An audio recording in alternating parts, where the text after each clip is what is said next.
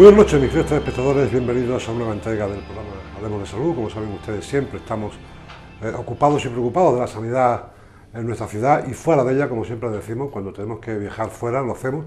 Hemos ya estado, como saben ustedes, en muchos hospitales de la península y, por tanto, en esta ocasión también estamos fuera de Ceuta, estamos grabando este programa, que lo ven ustedes esta noche aquí, como siempre, cada lunes, en la Clínica del Ángel, en Málaga. La Clínica del Ángel en Málaga, que nos interesa por curiosidad porque el subdirector de esta clínica, el doctor Crespo, estuvo en nuestra ciudad no hace mucho tiempo y conjuntamente con el doctor Roviralta pues nos ofrecieron las ventajas y las bondades de la cámara hiperbárica. Muchos dirán, ¿qué es eso de la cámara hiperbárica? Bueno, pues eso es lo que utilizaban antiguamente también los buzos, sobre todo para aquellas personas que trabajan en el mar, a profundidades en el mar y tienen algún tipo de problema, pues a la hora de salir tienen algún pequeño problema cerebral. Por tanto la cámara hiperbárica es la que hace posible comprimir toda esa presión y hacer que la persona pues, pueda seguir una vida normal, ¿no? Eso, entre otras cosas, es lo que más o menos conocemos todos de referencia a lo que es una cámara hiperbárica.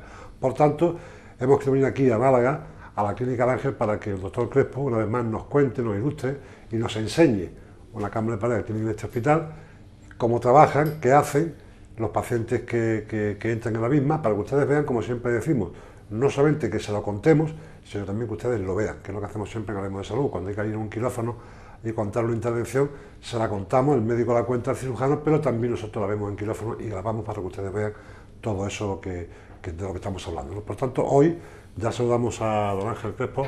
Don Ángel, encantado como siempre, y sobre todo muy contento que hayamos sido ambos capaces de cumplir nuestra promesa que hicimos hace unos meses en Ceuta, de ver en directo lo que hablábamos en teoría en aquel momento, ¿no? Pues efectivamente, respondiendo a tus preguntas y a las inquietudes de los espectadores, la cámara hiperbárica, nosotros siempre decimos que no es más que un instrumento, es un instrumento mediante el cual proporcionamos a los pacientes unas dosis de oxígeno muy superiores a las que cualquier otro departamento de un hospital puede proporcionar. Y eso se hace en el interior de una cámara hiperbárica, en la cual se hace una presión determinada en función de la enfermedad que tiene el paciente y se respira oxígeno puro en el interior. Si bien en los inicios y durante mucho tiempo ha estado limitada al tratamiento de los accidentes de buceo, que como en su día explicamos, yo creo que de una manera suficientemente extensa, puede producir lesiones medulares y cerebrales muy severas, que si bien no son frecuentes, son muy invalidantes, y el único tratamiento que tiene es el de la cámara hiperbárica. Investigaciones posteriores descubrieron una serie de indicaciones que a efectos, digamos, didácticos podemos dividirla en dos partes, puesto que, como ahora verán, en nuestro centro hay dos cámaras hiperbáricas. Hay unas indicaciones que llamamos agudas o urgentes, que son situaciones en las cuales el tratamiento debe ser aplicado inmediatamente y de forma individualizada.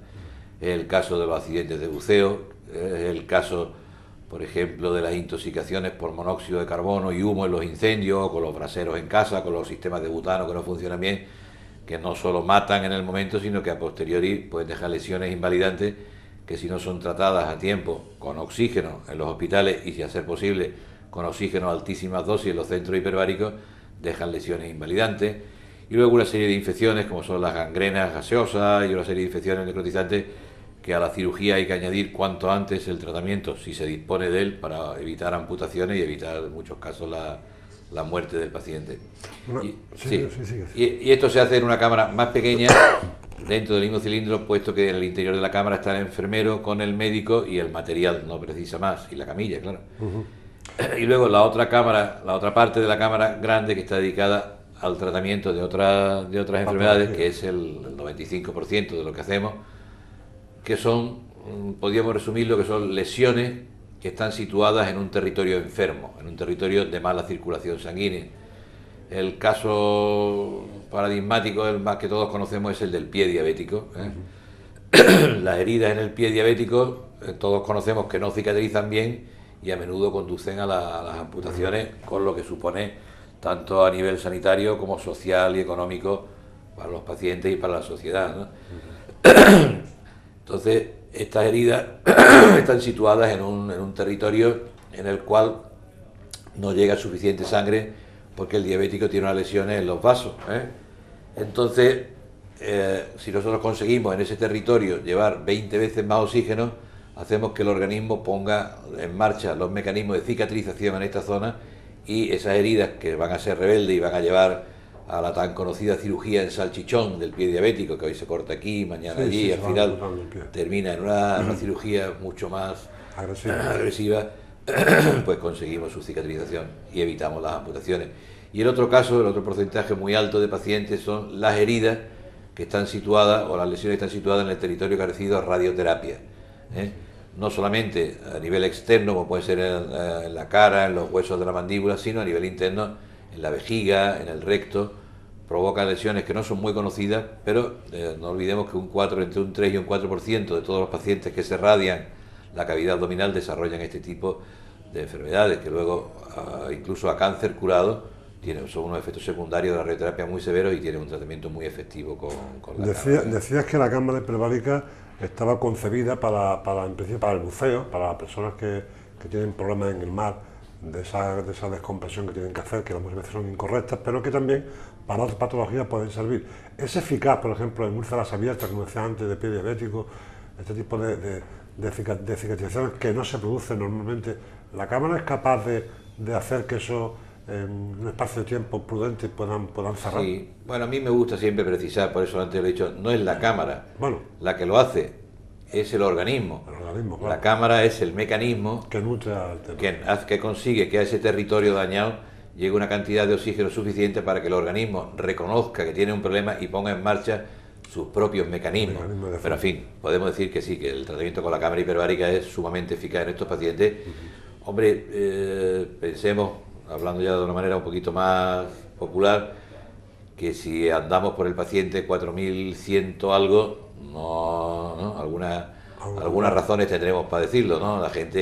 Los pacientes acuden cuando los resultados son, además, pensemos que nuestros pacientes, algunos vienen por sí mismos, pero del orden del 70% son remitidos desde del sistema público, Son los servicios de cirugía vascular de nuestra ciudad y de las ciudades de Andalucía los que son los proveedores de los pacientes, ¿no? Cámara hiperbárica tiene este hospital, está dotado, pero ¿es algo muy común entre los hospitales o una cámara hiperbárica no es lo normal? No es habitual que tengan. Ahora ya cada día se van haciendo más, sobre todo en zonas costeras. Hay centros hiperbáricos potentes en Alicante, hay centros hiperbáricos muy potentes en Barcelona, hay centros hiperbáricos en Zaragoza, en Coruña, en Santander, y ahora en Madrid han aparecido algunos centros hiperbáricos, pero de otras características. Yo, si me permites, porque esto no lo habíamos hablado, es muy importante que distingamos los centros hiperbáricos que trabajan según la metodología científica que otros centros hiperbáricos que han aparecido, porque esto puede llegar a engaños a los espectadores, y que ofrecen una serie de ventajas sobre la belleza, sobre el estrés, sobre la disfunción sexual, que no tienen ningún fundamento científico. Ojalá estarían los centros llenos y serían de una rentabilidad. Los centros de medicina hiperbárica deben tratar las cosas que realmente conocemos y están demostrados científicamente que son las que nos hemos referido. El resto pues forma parte de este mundo económico que gira alrededor de la medicina y que no debería tener ningún soporte. Estar a 2 atmósferas o a 15 metros de profundidad en una cámara hiperbárica, como estaría en el mar a 15 metros, son los beneficios de lo que tú nos contabas antes, ¿no?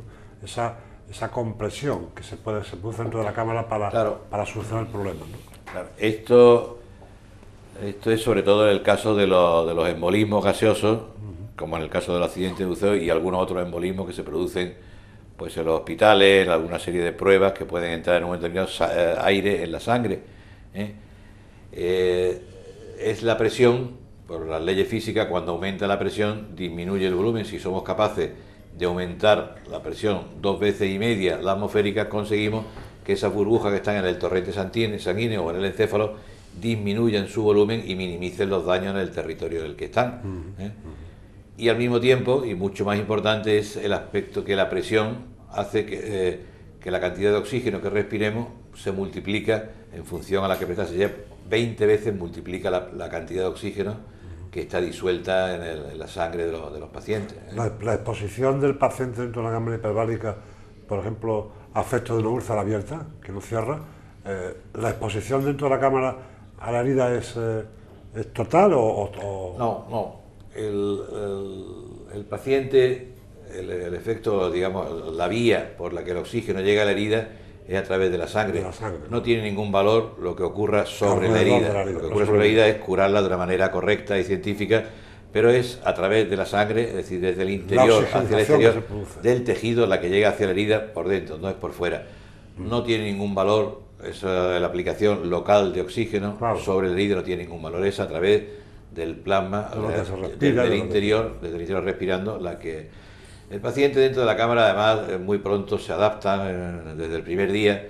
Lo único que tiene que aprender son pequeñas maniobras de hacer de valsalva, como hemos hecho todo alguna vez, soplar para compensar la presión en los oídos, como nos ocurre cuando se baja de la sierra o cuando buceamos en el mar, ¿no? El tratamiento es se adapta enseguida a los pacientes, no tiene prácticamente efectos indeseables. Y ya digo, no es el oxígeno sobre la herida.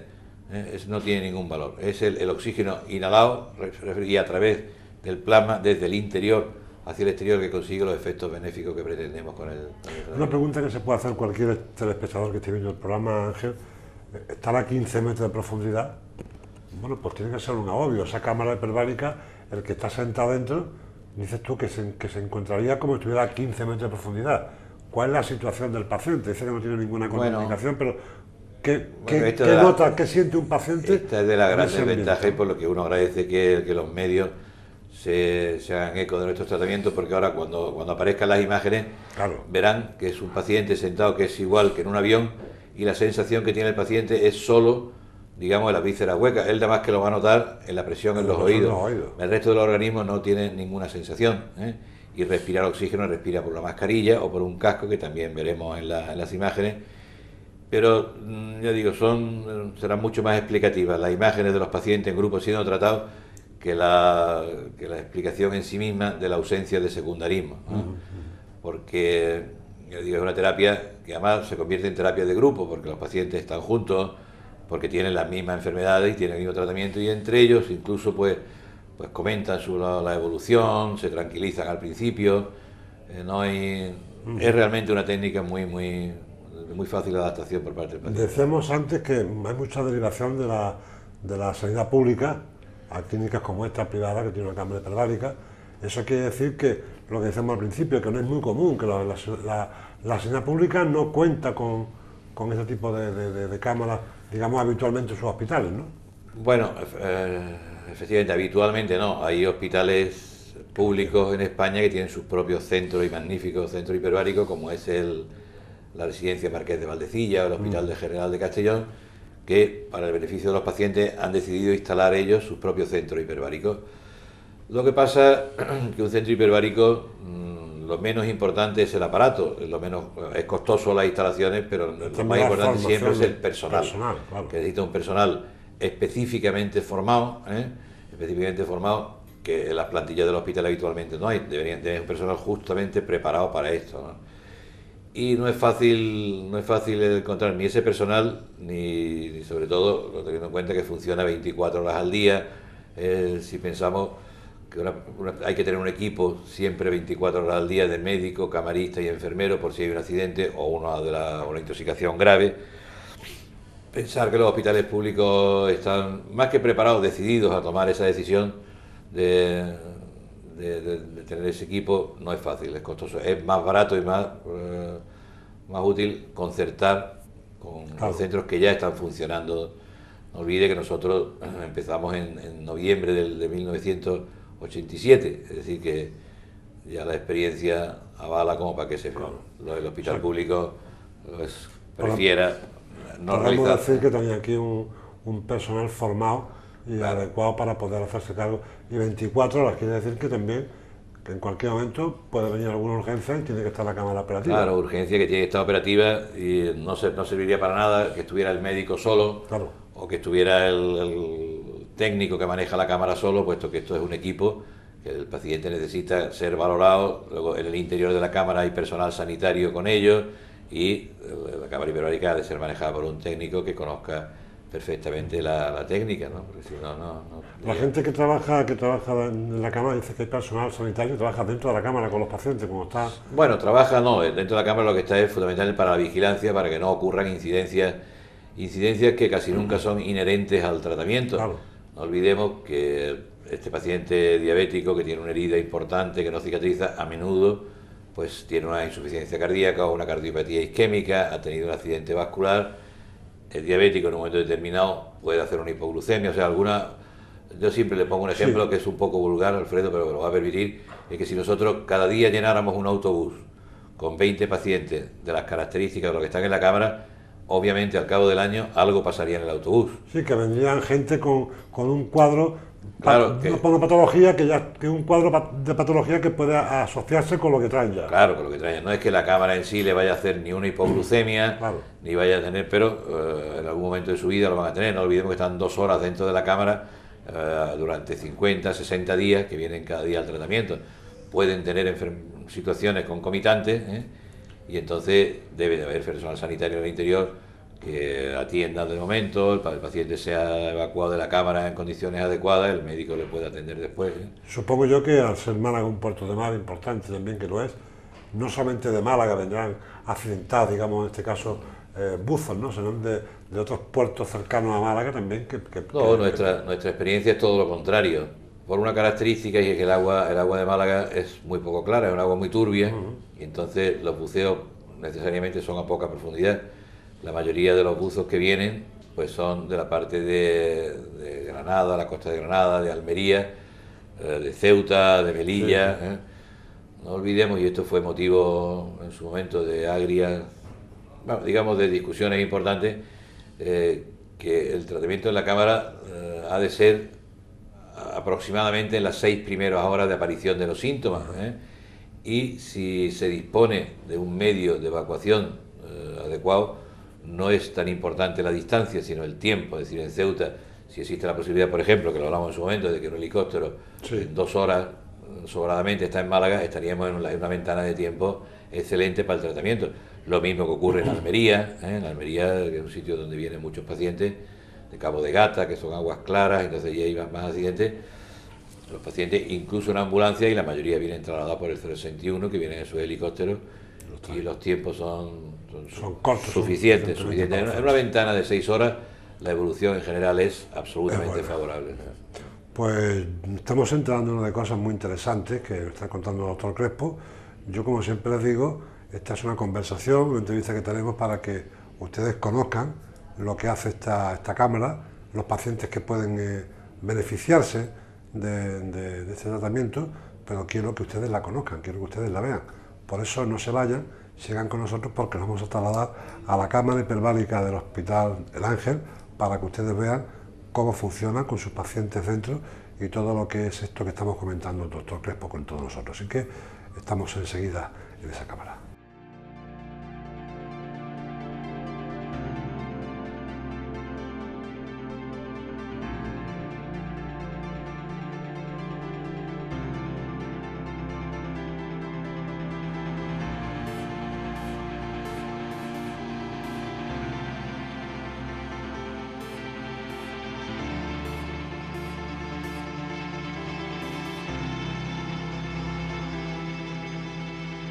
Bueno, Ángel, estamos aquí en lo que hemos contado a nuestros espectadores, la cámara hiperbárica. Esto es la cámara hiperbárica, y aquí es donde tú dices que los pacientes están y reciben el tratamiento. Es lo que yo quisiera que mis espectadores puedan ver lo que es la cámara. Claro, por eso yo insistí un poquito que el ideal es verlo en directo y verlo, porque la sensación que uno puede tener de una cámara antigua es ver aquellos tubos que había. Entonces aquí efectivamente podemos ver que no hay ninguna sensación de claustrofobia.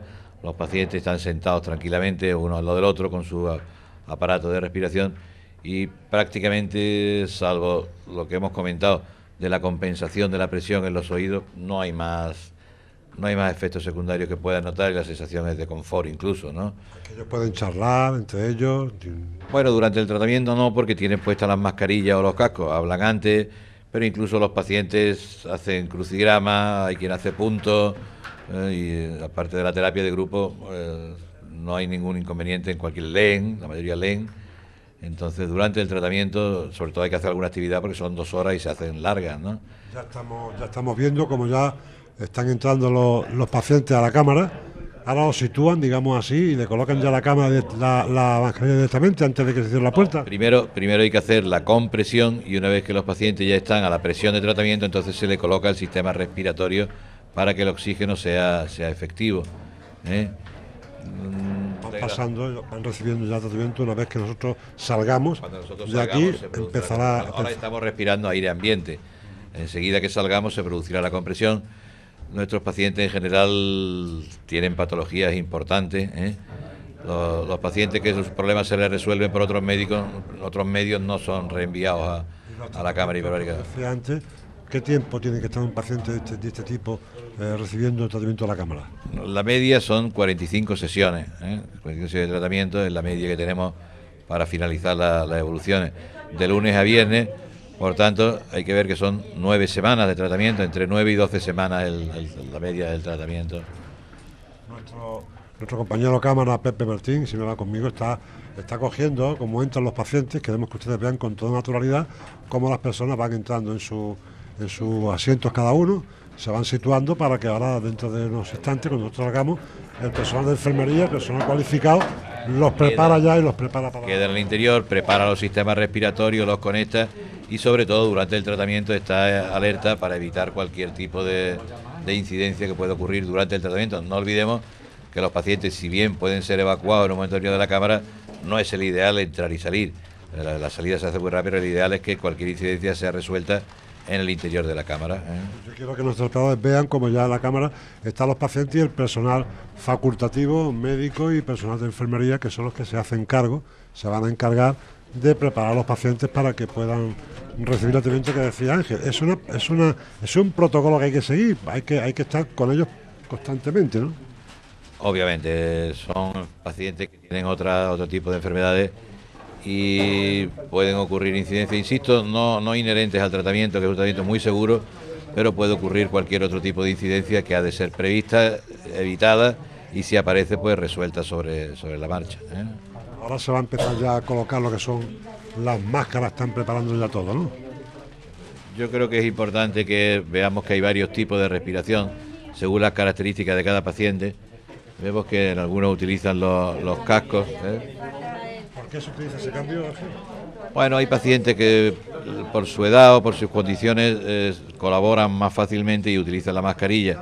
Aquellos pacientes que por su estado general o por la edad es más difícil, se utiliza un casco que garantiza respirar al 100% y no necesita que el paciente haga esfuerzo. En la cámara hay que hacer un poco de esfuerzo al respirar con las mascarillas. Con los cascos no es... Ahora grabarán alguna imagen con los cascos. Sí.